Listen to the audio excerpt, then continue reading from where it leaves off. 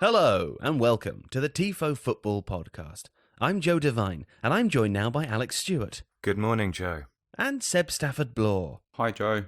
Hello, everyone. Today is another episode of Sensible Transfers, and the three teams that we'll be focusing on in this episode are West Ham, Tottenham Hotspur, and Burnley. Very exciting stuff. And of course, do you know what else is exciting, Seb? Is it The Athletic, Joe? It is The Athletic, but specifically because we've expanded our Sensible Transfer series onto The Athletic. So if we're not covering your team with a video, then we have covered them in an article. Alex has collaborated with all of the incredible club journalists covering the Premier League, some of the Championship teams, a couple of the Scottish teams. So if you want to see a Sensible Transfers piece about your team, you can sign up by visiting theathletic.com/Tifo Transfers. That's /Tifo Transfers for 40% off an annual subscription, which I think is about maybe £3 or less a month, which is very exciting, isn't it? Anyway, we're all here today to enjoy Sensible Transfers. So without further ado, I shall leave you in the cool hands and the warm embrace of Tottenham Hotspur, West Ham, and Burnley Football Club.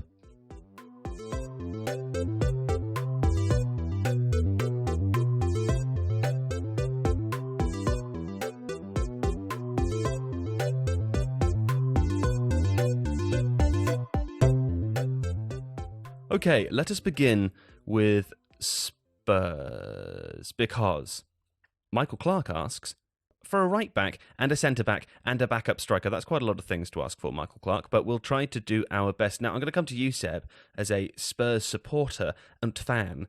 You've paid much attention to the club this season. Right-back, centre-back, backup striker, which of these do you think is the most important, if any? Really the right back. Okay, and what is your reasoning for this? Because, I mean, I guess what I want to get from you is a sense of how things have changed under Mourinho, because Tottenham for such a long time were a Mauricio Pochettino team. I felt many people had a good grasp of how they played, or at least, even when they weren't managing to do that, how they wanted to play. With Mourinho, things always seem a little bit more confusing, and I'm never sure whether that's because for sort of lack of positive results, or because it's sort of unclear tactically what he's attempting to do. What is your impression of that, and why, therefore, are these positions required? Yeah, it does seem a little bit darker and more nebulous, doesn't it? The case with the fullback is that Tottenham's creative outlet seems to have shrunk. And there's an awful lot of emphasis placed on what a fullback can do from deep, kind of crosses he can provide, the penetration in the final third, the width. Now, Mourinho has actually been an avid supporter of Serge Aurier, who has fairly decent attacking attributes and does the role to a degree. But as anyone who has watched him defend knows, that's a pretty hair-raising experience. Watching him trying to tackle in his own penalty box takes years off your life. Can you explain that to me? Because Serge Aurier seems like the least Mourinho player in the Tottenham squad. It's been a surprise to me to see that. Am I just misunderstanding what Mourinho favours in a player, or is there something else going on? No, I don't think you're misunderstanding, Joe. I just think it's a marriage of convenience at the moment. It's what do I have at fullback? What are my options? And at the moment, they consist of Serge Aurier. Yeah. There was a sort of an aborted experiment a couple of years ago to try and make Juan Foyth into a fullback. That didn't really work. Kieran Trippier obviously was sold to Atletico Madrid. Kyle Walker-Peters, who I think will be a really good signing for Southampton. Yeah, he's never quite convinced as a Tottenham fullback. He's never looked quite comfortable enough, or you could say he's never quite been given an opportunity. Both would probably be fair. And so Mourinho's been left with the player who sort of does what he wants. And the balance that he's created to accommodate Aurier is that when Aurier goes forward, instead of, do you remember the old Tottenham dynamic of Kyle Walker and Danny Rose, the way they used to push on beyond the halfway line and how aggressive they were? Yeah, so because Aurier is not to be trusted as a defender, what seems to happen is he's given license to go forward and to operate beyond the halfway line, whereas whoever plays fullback, typically Ben Davies when he's available, kind of becomes a third centre half. And so it's quite a lopsided formation, and as a result, everything goes through the right side. And what's happening further up the pitch in those positions then, in terms of the left and right wide wing areas? Who do you see that reflected in the players that are playing inside? I.e., is the person on the right more likely to cut in? Is the person on the left more likely to go around the outside? Yeah, I think that's a trend in modern football generally, Joe. I think this is the age of the inverted winger, and at Spurs, obviously on the left, Mourinho has preferred Son Heung-min when available. On the right, he's quite like Lucas Moura, but in both instances, their tendency is to drift in field. Moura in particular is someone who is never going to hug a touchline. He's never going to provide the kind of pitch stretching width that you need from fullbacks now. And so as a result, Tottenham can be very, very narrow. And so the importance of having someone that can cover the yards, that can provide the attacking production, but also more importantly, tackle. Because if you, I mean, it is a kind of, it becomes a bit of a zero-sum game, doesn't it? If you've got an attacking fullback who is very, very prone to defensive lapses, you're almost better playing with 10 men at times. Right. It's difficult, but it's a priority, and I don't think you'd find a single Tottenham fan who's watched the team over the last couple of years who would disagree with that. I bet you will, because this is YouTube. Well, this is the internet, all, isn't it? And so, yes, I'm sure someone will tell me. Although, to be honest, when people disagree with you on the internet, they tend to be very courteous and polite and just say, "Oh, well, this is just a difference of opinion." But that's absolutely true. A bit like when people thought that we should have spent more time talking about Manchester City's centre-back options. Alex, will you concur with what Seb's saying about the right-back position for Tottenham? Yeah, completely. I mean, I think that this has been part, like Seb says, the age of the inverted wingers, which sounds rather more kind of Game of Thrones than perhaps it ought to. But, creativity, particularly wide creativity, is expected to come from fullbacks now, and even where previously teams maybe had three defenders, and so width was provided by wing backs because it wasn't coming from anywhere else. Now, even when teams are playing with wide forwards, those wide forwards are expected to cut inside, and a fullback is really responsible for the entire flank for most teams. You tend to see a little bit less of that where teams are still in an orthodox 4-4-2. But that's usually because an orthodox 4-4-2 is predicated on defensive structure, and so the fullbacks are expected to sit deep and play longer balls forwards into the channels. But yeah, basically it's, there's just a great degree of unbalance. And sometimes that unbalance can work, because if you have a fullback who can come in to be a third centre-back, there is obviously a knock-on effect further up the pitch. You don't have to have a midfielder dropping in to collect the ball so often, particularly if you've got a couple, or at least one centre-back who can play those long forward passes. So it's not an entirely bad thing, but what it does mean is that you generally can have an expectation that Spurs will try and attack in a certain sort of way, and if you can stop that happening, then they seem to have slightly fewer options. Yeah, okay. Well, I'll come to you first, Seb, then. Sticking with the right back, who are your preferred options? I found one, and he's someone I like because he can play right back and centre back, which makes him feel a little bit more Mourinho-esque to me. Is it Branislav Ivanovic? It is not. It is not. It might have been 10 years ago, but it's Great not the player. moment. Very good player. Very good player. But I've gone with Mainz's Jerry Saint-Just. He used to play for Feyenoord.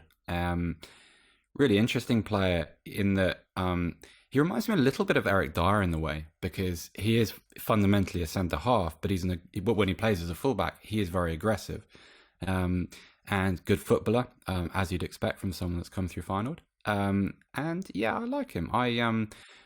There is a case for saying that if Tottenham really want to upgrade the position, there are better options available in Europe, and I completely agree with that. But the reality is that Spurs are just not going to be spending 20-30 million pounds on a player in that position this summer. So we these are sensible transfers, Joe. So we must be sensible. But okay, well, speaking of sensible, you've made the Eric Dyer comparison there. One more thing I'd like to know about this player: would he clamber over plastic chairs in order to verbally defend his family? I would hope so. Because that's the real Eric Dyer test, I'd say. That's the kind of player I want, and that's probably the kind of player Mourinho wants. Love that moment. I love it. Absolutely. I don't even care what he was there to do. I just love that he did it. And you know what? I'd take the ban if it was me. Great TV. Really great TV. Anyway, Alex, right back, please, for Tottenham. How do I follow that? Yeah, I've got two options. Unlike Seb, I've gone for somebody who would be considered an orthodox right back or right wing back. but I agree entirely on cost. So Kenny Tete at Lyon, who's somebody who I've liked quite a lot for a while and has cropped up in a previous Sensible Transfers video. I can't remember for whom, quite possibly for Tottenham, because this is a problem that they've been seeking to solve for a while. He's defensively pretty solid, but he does get forwards. He's not. I think, Lyon are the sort of club who will take offers for him because he's not necessarily, regularly playing for them. More interesting, though, I think, is a guy called Joan Sastre Vanel. We're back at this again, aren't we? He's Don't nobody help him. No, he's at Mallorca, and he's played really well in La Liga. He's completed one cross accurately per 90. That doesn't sound like a lot, but when you consider that the only two players who've played more than 5 games in La Liga to have done more than that are Pervis Estupiñán and Jesus Navas, then it gives you an idea of where he fits into that. Good progressive passer, nice and quick. He's probably not defensively awesome, but he does give that go forward with a little bit more solidity, and he's only 23. He's one that they could work on for a while. Okay, this is exciting. Do you know this sort of reminded me of watching the I watched the Manchester United Copenhagen game the other day in the Europa League quarterfinals, I think, and United sort of struggled to create throughout the game, obviously hitting the post quite a lot. But one thing that kept coming up with the commentators, and I think has come up more recently in conversation generally, but in this game it really felt like it shone through, was that Manchester United's fullbacks, and Wan-Bissaka is the sort of emblem of this, is exceptionally capable defensively, and has struggled going forwards and creating. And I think you really do see particularly when you're playing against the low block, or when you're trying to break down a team who are sort of dogged and feisty and defensive, that having a fullback who can attack effectively is just so important. I don't know if I mean, I guess are we saying with Sergio Aurier that Tottenham almost have the kind of total inverse problem, Seb? Yeah, I'd say so. I would say that that's actually quite a good comparison. Aaron Wan-Bissaka is really Sergio Aurier's binary twin.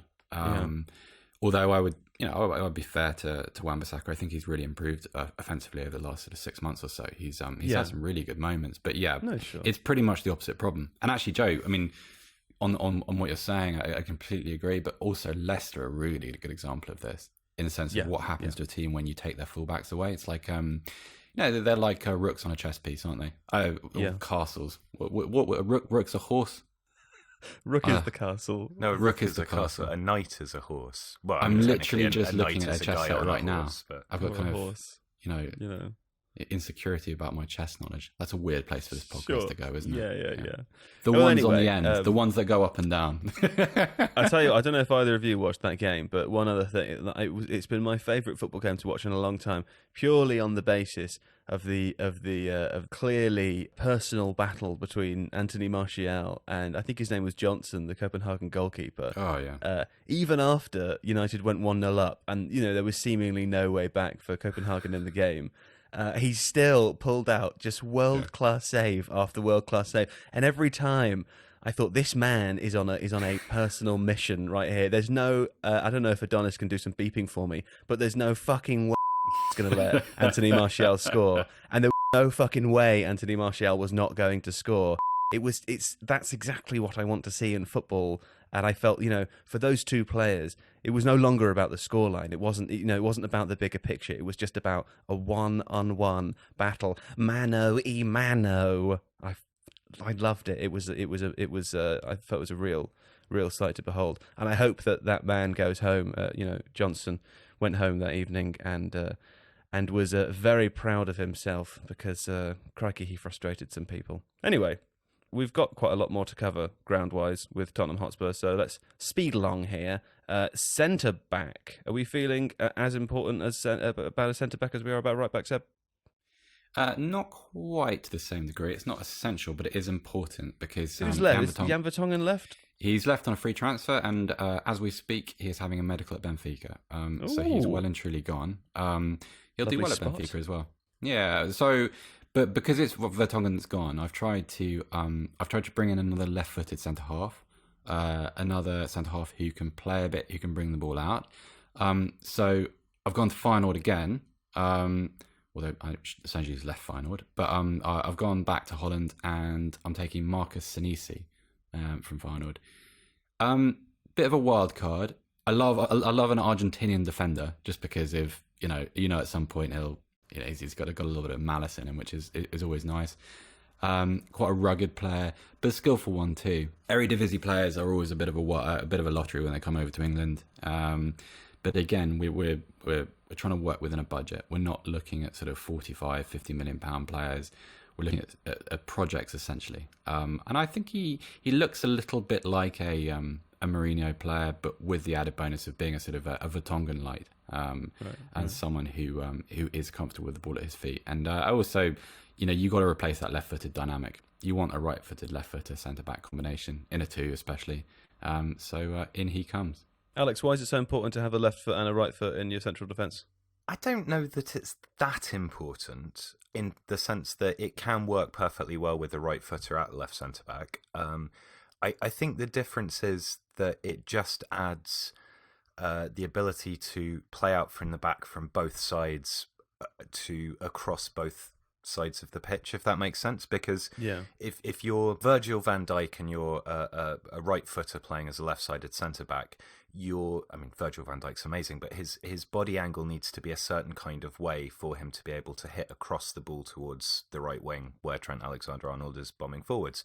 And obviously that means if you can turn him towards the other side of the pitch with pressing, it makes it harder for him to do that. And if you're a left footer on that side, then you have the option to be able to play more comfortably forwards to an advancing left wing back, for example. I think it's one of those things that's nice to have, but it's not massively essential. Interestingly, I have also gone for an Argentine defender, a guy called Hector Martinez, who's at River Plate, who has, he's kind of for the same sorts of reasons as Seb says. I think Argentine defenders, sometimes they're like a Lisandro Martinez, who's at Ajax, who's very elegant and probably more of a defensive midfielder. And sometimes they've got just that kind of gnarliness. They're a bit unpleasant, and there's a ruggedness there, which I think Spurs benefit from that further back. Martinez has got all of that. My slight concern around him is that he's only 6 foot tall, which isn't ideal. If you're a top level centre back, you probably want an inch or two more in height. But he looks to be, a very, very complete defensive player. He's very interesting. Before we get to backup striker, I would like to give a quick shout out to Reese D14, Adeola Tayo, and Luis Umberto, who also asked for these positions when we put out the request for sensible transfer suggestions and questions. So backup striker then, Seb, let's come back to you.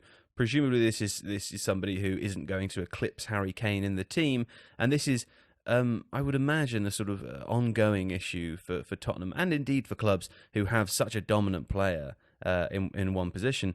If you're trying to bring in a player to sit behind them, I'd be curious to. I'm hoping in over the next few months we'll speak to some people who might be able to actually answer this question on the podcast about how you would approach a transfer like that. But what do you think, Seb? Presumably it complicates things a little bit asking someone to come in who will knowingly be playing second fiddle to the Kane main. Yeah, big time. The other thing is that also Harry Kane's contract at Tottenham is really incentive based. Hence why he never comes off the pitch and why he starts whenever he's available. Just because this is a legacy of the old wage structure whereby, it was very difficult to go over a certain basic wage. So you got to find someone that's happy to be second fiddle. You got to find someone that's happy probably with a very bit pot role. So I've dug out an old friend of the podcast, Salomon Rondon, who is playing in the Chinese Super League at Dalian. But playing well. Started the season really nicely, 4 goals in 4 games, averaging 3.5 shots per game. Rondon is still just 30 years old, and I accept that there's a little bit of a deterioration when players leave Europe and move to a league like China. But you're not asking him to be anything that he would not naturally be, if that makes sense. He is a hugely physical player, really nice pivot. It will always surprise me that a bigger team didn't take a run at Rondon at some point. Just as a kind of to play the role that Fernando Llorente played for Spurs a few years ago. And he's ideal, and he remains one of their great underappreciated assets in world football, I think. He is great, isn't he? I know Alex loves him as well. We all love Salomon Rondon. I do love Salomon Rondon, and I think that's a really nice shout. I also just had a moment of pining for Llorente, who was just so handsome. Yeah, he is. I've gone for two alternative options. Was it the hair? Do you know what? I think it's probably the eyes. It was the eyes. I described I think his him face once. was a little. No, he looked like a sad perfume model. There was kind of like he had that, he was looking off into the distance. He was always a bit disappointed, but there was something about his never bone saw the ball structure come in. that no. I've gone for two different options because I think a backup to Harry Kane is increasingly not a backup to Harry Kane because you just can't trust those injuries. And he's a great player, obviously, but I think the idea of relying on him and only looking for somebody to play second fiddle is going to be increasingly untenable because I think those injuries could mount up. Habib Diallo, who's at Metz, is actually somebody who, when I Googled him quickly to check his goals and assists, which is 12 and 3 last season, he's being linked with Spurs. So that's an interesting one. My preference, however, would be Casper Dolberg. Okay. Casper Dolberg, who was at Ajax, was supposed to be one of the next big things, slightly went off the boil, and like a few other players actually has re-established himself at Nice, scored 11, 3 assists last season for a very capable Nice side, still only 22, and offers the option to play out wide as well. He's a big heft, isn't he? He's a big, I like to call him Dr. Big Smack It In. Okay. Catchy. Sure. I mean, that's the kind of thing that will definitely be on scouting reports. Yeah. Alongside his XG, Dr. Big Smack It In. Yeah, Dr. Big Smack It In. Sure. No, I think he's great. Do you know, who was he playing for not that long ago? Ajax, yeah. I watched him. It was was he in the Champions League last year with Ajax, or was it the year before? You're thinking of the Europa League run. The Europa League, right? He had that great game against Lyon. He had a few great games in a row.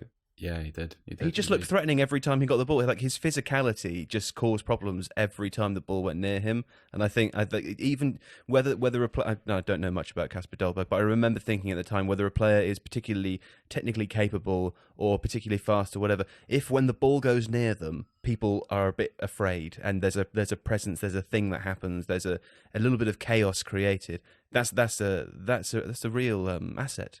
I think sometimes what happens as well, and I agree with all of that, and I also agree with Seb's point that physicality is an important thing to have in a Harry Kane backup.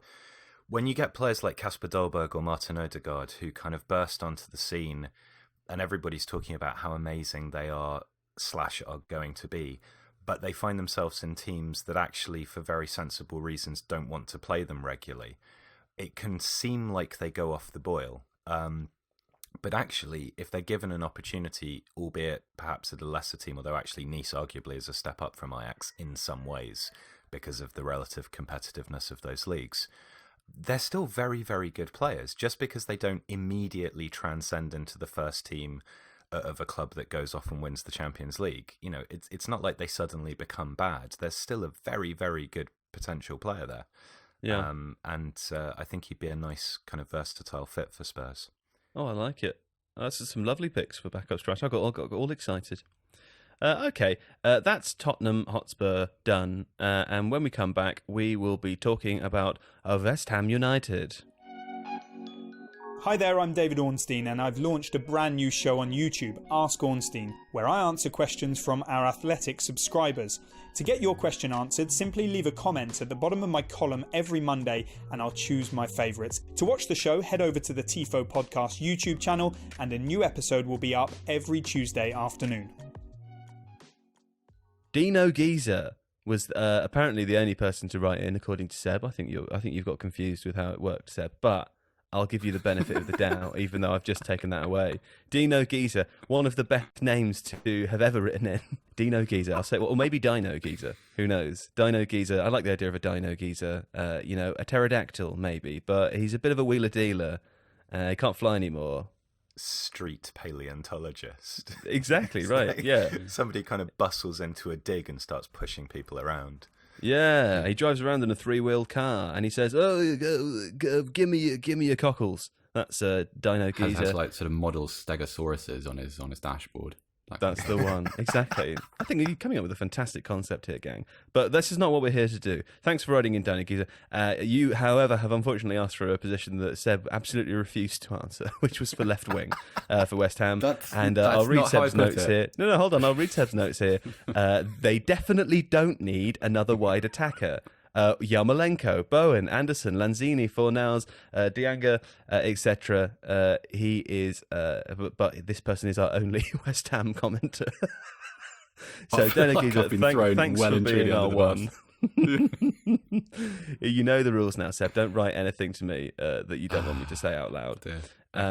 But anyway, what we have done instead is we've taken your thoughts into account, Dino Geezer. We've completely ignored them, and now we are deciding instead to discuss a centre forward, a centre back, and an 8. That's a centre forward, a centre back, and an 8. So, tell you what, Seb, since they're your positions, you tell me where you'd like to start. I'll start at centre back, please, Joe. Okay, go ahead. Take it away. Yeah, so the basis for this is Angelo Bonner is now 32 years old. I really like Issa Diop, but I'm looking for a long-term partner for him. I've got 2 younger players. First is Schalke's Ozan Kabak. Who wouldn't want to lose Schalke at the moment? So presumably that would be a fairly easy transfer. Unlike Spurs, I'm not really looking at footballers here. I'm looking at defenders first. I want someone with sort of good one-on-one tackling, good in the air, physical. I want a sort of a more secure base, and also I'm trying to find players who I think will suit David Moyes a little bit more. And the other one, bit more of a formulaic pick, but ever since Adam Webster's emergence at Brighton, Shane Duffy has kind of fallen out of favour. Remains a really serviceable centre half, really stable player. West Ham could do a lot worse. Because I think that's project 1. Project A for them is to just become a bit more consistent at the back of the pitch. Just because everything else, tonally, that's just so important. We've got to sort of stop letting in goals. And I chucked Harold Makudi in there as well. Bit more of a footballer, but I was seduced by the idea of pairing 2 young French players together for the long term. Feels like it could have developed with some nice chemistry, and he's a good player, and he's someone also that you could place behind a Duffy or a Kabak, allow to appreciate and grow and develop, and have a very capable but also a very valuable player in the future. So put him in there too. Okay, I like it. Alex, tell me a little bit about David Moyes and how he likes to play with West Ham, and then tell me who you'd take as a centre-back on that basis. I think Moyes is, it's a fairly direct style. They seem to be oscillating between a 4-1-4-1 and a 4-2-3-1, which has more relevance, I think, for our central midfield question. But yeah, I agree with Seb. There is attacking talent further up the pitch. Moyes, since he came in, I think really has been sort of trying to sort out the fundamentals of that team, get them defending better, get them transitioning the ball more directly. It's not necessarily that there's a clear kind of Moyes way of playing at this point in time, but I think that's because, in part, he's come into a squad that has been assembled in a very, very piecemeal fashion. Without any necessary kind of clear sense of style, clear sense of direction in terms of how the team should be playing. So he's got quite a lot to sort out before he works out what the best way of doing stuff with those players is. And I think for that reason, yes, defensive solidity is really important. I do think having a player who can play out from the back is quite important as well, particularly given that they're likely to lose Declan Rice, who is the kind of link man for that. So I've gone for Brentford's Pontus Janssen. He obviously did very well for Leeds. He's moved to a team that also excelled in the Championship. Slightly less progressive expectations of him around his passing there. but he's a good physical defender. He's a character. He's well acquainted with English football, having been over here for quite a while.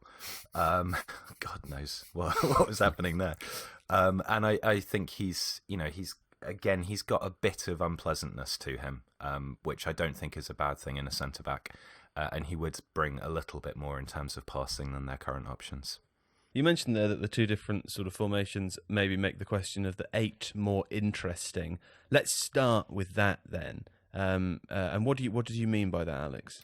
So what I mean by that is that Thomas Souček, who's come in and was acquired, I think, initially on loan by Moyes from Czechia, and then converted into a permanent signing, has been a really, really good signing. Like, he's very, great. Very astute. Yeah. And I think, let's not forget that David Moyes is actually very good in the transfer market a lot of the time. I thought you were just going to say, let's not forget David Moyes. He's actually good. He's actually very good. he's all right. Yeah, I mean, David Moyes is actually the sort of manager that you want at a club like West Ham that has sort of vacillated a while. Someone who can come in, who has enough oversight and experience with transfers to be able to put his stamp on a team. He assembled a really good squad at Everton over a period of time, and Souček is a good example of that sort of signing.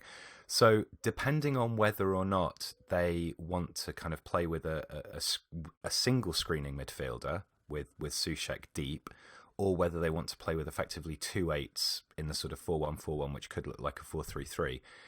That slightly then determines what that other midfielder's going to be doing. You could have someone like Mark Noble or Fornés in the hole. So I've gone for quite an all-rounded midfielder on the basis that they probably don't yet know which of those two things they want to be doing most of. Yeah. And Roy Keane. Roy Keane and Patrick Vieira. Yes, absolutely. Together at last. Sasha Zadidiar, who's at Partizan Belgrade, who's a player who I think is genuinely one of the best central midfielders outside of Europe's top 5 leagues. There isn't anything that he can't do, and I think this is part of the point. He's got the versatility to play as a defensive midfielder, dropping deep and taking the ball from the centre-backs and playing it long.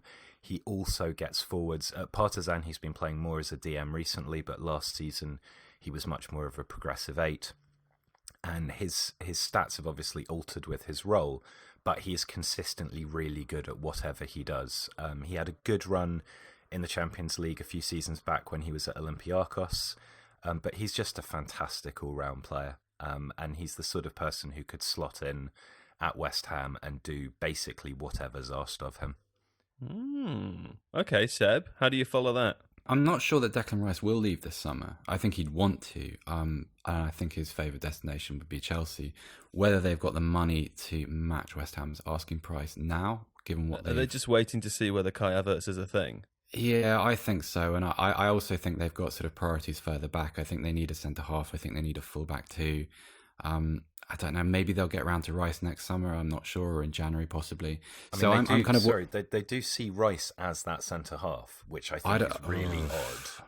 I mean, if they do, I think that's a mistake. I think I completely agree with you, but everything that I've read indicates that that's the way they're thinking about it, which makes slow down. sense. Explain that to me again. They see Declan Rice as a centre back. Yeah. The central midfielder Declan Rice. Correct. Well, he did start at West Ham as a centre back. Did he really? This is kind of news migrated to me. forward. But I mean, if news to me as well. I mean, I wonder whether if you're going to spend, do you know how I know this? Tell me how I know this, Joe. Is it an athletic subscription? Yes. Yeah. Hey,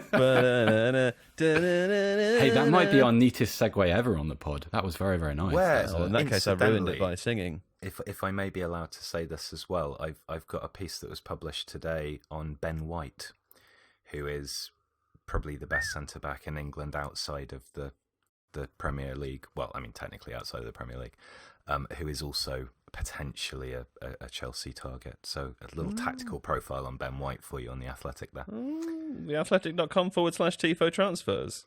Yeah, sure. Yeah, absolutely. Yeah. That would make sense, though, because if you're going to spend the kind of money you need for Rice, I want the assurance of knowing that I'm getting the specialist, not a kind of a caught between two positions type. I think Rice is a 7 out of 10 defensive midfielder at the moment, possibly becoming a kind of an 8.5 out of 10 in the future. As a centre back, maybe he becomes, you know, a generational player in that position. But goodness, that's a risk to take given the fee that it would cost to take him. Anyway, I don't think he does. And I don't think he's a generational player as a potential generational player as a defensive midfielder either. If you watch his games for England, for example, it's quite instructive how often his lack of judgment and his lack of awareness gets England into trouble. He just seems to not quite be astute enough to work in that position. I'm sure West Ham fans will be furious to hear that, but I wonder what Dino Giza thinks. Dino Giza might say that, like, I think England have got sort of a few issues behind the midfield as well between those two centre backs. I mean, they've dealt obviously with the drop off in John Stones' form, but also, you know, the kind of the haphazard performances of Michael Keane as well. So that's kind of a difficult area for England. I do agree with Alex. Not now that Ben White is there on our horizon as a national team player. Can I get to my midfield picks? So the reason Declan Rice came up is because I was planning a midfield which consists of him, Thomas Souček, and the position I'm replacing is actually Mark Nobles. Because how dare you?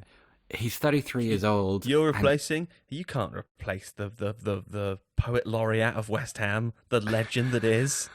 Come on, Mark Nobles there as long as he wants it. He'll be there until he's 50.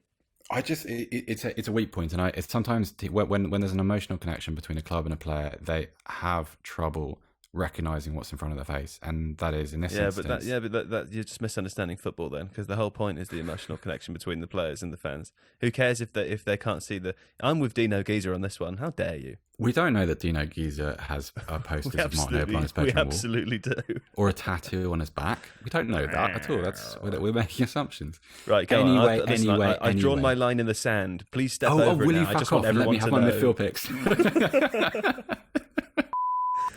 Yes, sir. Right, to save time, Abdoulaye Doucouré, Timu Bakayoko, John Lundstram. Lundstram because he's got a year left of his contract, which is just automatically extended. There was a clause in there.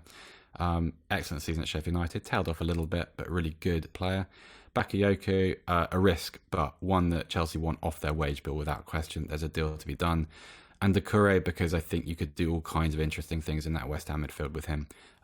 Perhaps not as a kind of, don't use him in the sort of as attacking a way as Javi Gracia generally did, but allow him to work from that stable base of Rice and Souček. I think that's a really interesting, nicely balanced midfield. Yeah, a stable base of Rice. Lovely stuff. Okay, we haven't got very long because I've interrupted you most of the time, but we've got centre forward left to go for West Ham. Just a quick, can you first explain to me what's happening with Haller? Is he? I mean, I haven't read anything about West Ham, so I need someone to tell me what's happening. Seemingly, the word on Haller is good player, great technical player, a bit light, a bit sort of. Not that comfortable with being physical and using his size. There is a player in there. I think if West Ham were to persist with him, they would eventually get some value out of that transfer. Whether that's what the player wants, I don't know. I'm not sure whether there's any momentum for him to leave. No idea at all. But in this case, what are we looking for? Are we looking for a replacement or are we looking for some assistance? I'm looking for someone that will be physical because I like the idea of some of that attacking talent in attacking midfield and out wide. I want them to be able to kind of satellite around something a little bit more consistent. I love Mikel Antonio, but I don't want him to be used purely as a pivot. I don't want him running endlessly into the channel, pressing, because I think he's of more value on the football. Sound like Tim Sherwood on the ball. I think there's a player in there. Is that a Sherwoodism? I'm doing an impression of what you said. You're doing an impression of my accidental Sherwood impression. Yeah, that's quite meta, Joe. I feel like it's like an episode of Black Mirror. I've gone for Wolfsburg's Wout Weghorst, who anyone who watched him during the Bundesliga restart, how can you not love him? He's like a character from the Trojan War. He lacks a little bit of pace, but I love that kind of footballer. I love the sort of the old-fashioned target man. and he would suit David Moyes. David Moyes has had really good success with that type of player used in different types of the pitch. But he knows how to use that, for instance, in set-piece situations. He knows how to build an attack around those attributes. So I think that'd be really interesting. Okay, I like that pick. Alex, what you got for me? I think Haller should play alongside a second centre-forward, probably. That's maybe why it's not worked out. I think West Ham have got in him and Alban Ajeti two really, really good strikers that just haven't been used properly.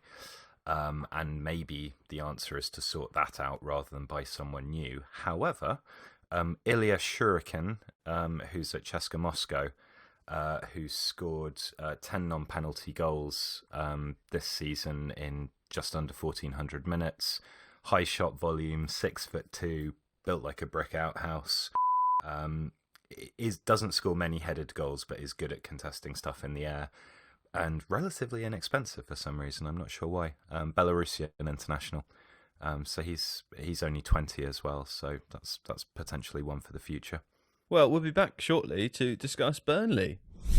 Dun dun dun dun! It's Burnley. Josh the C asks for younger and hopefully more exciting players than the current starters and rotational players, i.e. Bardsley, Peters and Lennon. Guys that would make Burnley more interesting to watch for the neutrals. That's broad, but thanks for asking it, Josh the C. Okay, let's fit them into the positions that we're looking at, which are, according to Seb, are right back and right middle. Explain yourself. Well, this has its roots in the contract snafu we discussed with Andy Jones on the podcast a few weeks ago. So Phil Bardsley left the club on a free transfer. He was in his mid-30s, so that was always on the cards. But Jeff Hendrick also went, and that leaves a bit of a hole on the right of midfield. In addition to which, I don't think this was kind of quite as contentious, but Aaron Lennon also left the club. So they are now really, really short of right footers on that side. So we we definitely need to do some work on that flank. All right, well, let's start with Alex then. And on the flank, right middle, please, or right wing, if you'd prefer. I mean, I can do both if you'd like. How about that? That would be lovely. Yeah, Great. So two right midfielders. Nicholas Eliasson at Bristol City, who scored 3. Seriously. Yeah. Sorry, dude. Yeah, I feel reassured by that. That's there good. you go. You'll have different reasons. That's fine. 3 goals, 12 assists. He can play on either flank. He's able to cut inside. He's a good carrier of the ball. I think Burnley are looking increasingly to be a little bit more dynamic down the flanks, particularly because Dwight Mcneil is now taking on a lot of that creative responsibility. They want to be able to share that. They would have done it with Goodmanson, but he's been injured for most of the season. But that it's quite clear what Sean Dyche is trying to do there, and I think Eliasson would add to that. A cheaper, more of a prospect option possibly is John Darga Steinson of AGF in Denmark. So far, they've restarted their season. He's 9 appearances. He's scored 3 goals, got 2 assists. Again, left-footed. He's also a big player, physically capable. Not massively rapid, but he's quick enough in acceleration. He presses well, and is kind of a Goodmanson clone, actually, in that way. The other one I've gone for as a right-back, but who gives versatility, is Matty Cash from Nottingham Forest. I think he's going to leave Forest probably because he's a bit good for that level. He certainly adds dynamism and ball carrying from the right back position, but he can play further up the pitch as well. I think he can also even play as a central midfielder. He's just a versatile, talented player. He's still young. He's got good experience for quite a period of time in the Championship, which I think suits Dyche in terms of the way he likes to see players sort of prove their mentality before they join Burnley. So, yeah, he would be my shout for that. Okay, lovely stuff. Seb, over to you. Yeah, just a couple of things, a couple of additional bits on Eliasson. From what Andy told us in the pod, we think finances are going to be pretty scarce this summer. Eliasson just has 1 year left on his contract, so that would benefit anybody trying to buy him. Also, Burnley and Bristol City have a relationship. They did a deal for Josh Brownhill a couple of months ago. So there's probably a negotiation to be done there. My fullback is a punt. Fankati Darbo from Coventry City. It would involve a big step up because obviously he's been playing in League One. He came through at Chelsea, spent a few years bouncing around on loan. I think he had some time in the Eredivisie and maybe at Swindon Town, if I'm right in remembering. But technically quite good. Nearly 6 foot tall, physical, but also a nice crosser of the ball.